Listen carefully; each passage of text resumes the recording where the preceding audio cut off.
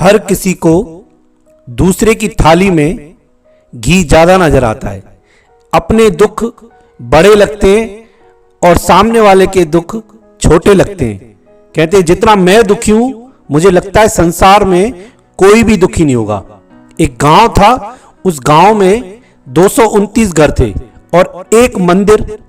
उस मंदिर में हर कोई जाता यही प्रार्थना करता कि हमारे दुख दूर कर दो।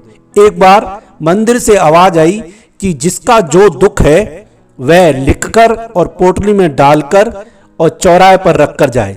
सबने ऐसे किया, सब रखकर आए, रात को रखकर आए।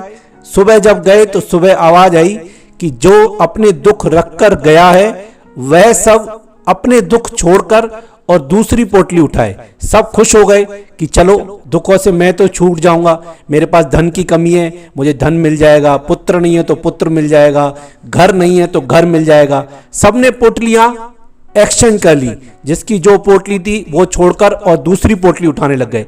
हर कोई जल्दी जल्दी पोटली लेके अपने अपने घर पहुंचा और जब पोटली खोली तो सबकी आंखें फटी रह गई। सब सोचने लगे कि मुझे लगा मेरा ही दुख बड़ा है, पर यहां तो हर कोई दुखी है। भगवान से प्रार्थना करने लगे कि हमको हमारे ही दुख वापस कर दो, हम उसमें ही खुश हैं। भगवान ने बोला वापस रख के आओ पोटलियां रख के आए। सुबह हुई, भगवान ने बोला हर कोई अपनी अपनी पोटली ले जाए। फिर वापस हर कोई अपनी अपनी पोटली ले गया और अपने दुख में ही खुश था। तो हमको लगता है कि हम दुखी हैं, पर ऐसा नहीं है। संसार में कोई भी सुखी नहीं है। ऐसा नहीं है कि हमको दूसरे के सुख से सुख मिलेगा। किसी के साथ रहने से ही पता चलता है कि वह इंसान कितना दुखी है। हमारे पास जो वस्तु है, जो पदार्थ है, हमको उसमें ही खुश रहना चाहिए। कहते एक बार लुकमान जी अपनी गद्दी पर बैठे थे तो उनके पुत्र ने आकर उनसे एक सवाल किया। कहा अगर मुझे मालिक मिल जाए और मेरे से कुछ मांगने के लिए कहे तो मैं उससे क्या मांगूं? तो लुकमान ने कहा पहली चीज मांगना परमार्थ का धन। परमार्थ का धन का मतलब होता है कि हमेशा मुझे आपकी याद बनी रहे। तो उसके बेटे ने पूछा कि दूसरी, अगर बोले भगवान भाई दूसरा मांगो, तो दूसरा मांगना हलाल की कौड़ी, मतलब पसीने की कमाई, मुझे कभी किसी के आगे हाथ नहीं फैलाना पड़े। तो बेटा फिर उत्सुक बोला अगर तीसरी चीज बोले भगवान तो मैं क्या बोलूं? तो भगवान को बोलना मुझे उदारता दो। उदारता माने मुझे मेरा दिल बड़ा दिल करो, मेरे पास कोई भी आए तो मैं उसको अपने घर से खाली नहीं भेजूं। बोला अगर भगवान फिर भी चौथी चीज बोले भाई चौथी भी मांगो, तो चौथी चीज लुकमान ने बताया कि तू भगवान से शर्म मांगना।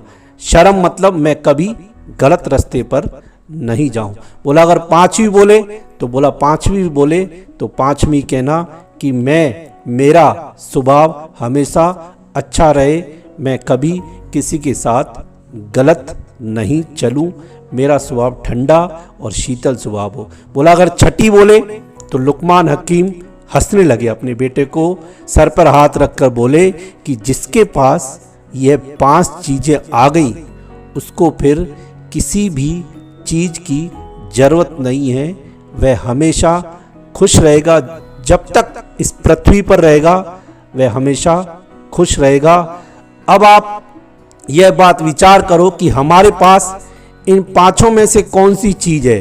परमार्थ का धन, भगवान की याद, दूसरा पसीने की कमाई, तीसरा उदार, हम कितने उदार हैं, चौथा शर्म, हमको कितनी शर्म है, पांचवा हमारा स्वभाव अच्छा है या खराब है। जिसके पास भी ये 5 वस्तु हैं वह कभी भी जिंदगी में दुखी नहीं हो सकता है और ना कभी उसको किसी के आगे हाथ फैलाने की जरूरत पड़ेगी और ना वह कभी अपने आप से परेशान रहेगा और ना वह किसी के आगे कभी हाथ फैलाएगा। तो दुखों से घबराओ नहीं, दुख तो हमारे साथ पहलू है, ये सिक्के के पहलू हैं, सुख और दुख।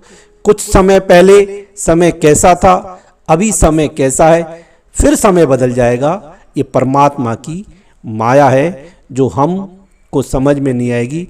इसलिए हमेशा खुश रहें, दुखी न रहें और मस्त रहें।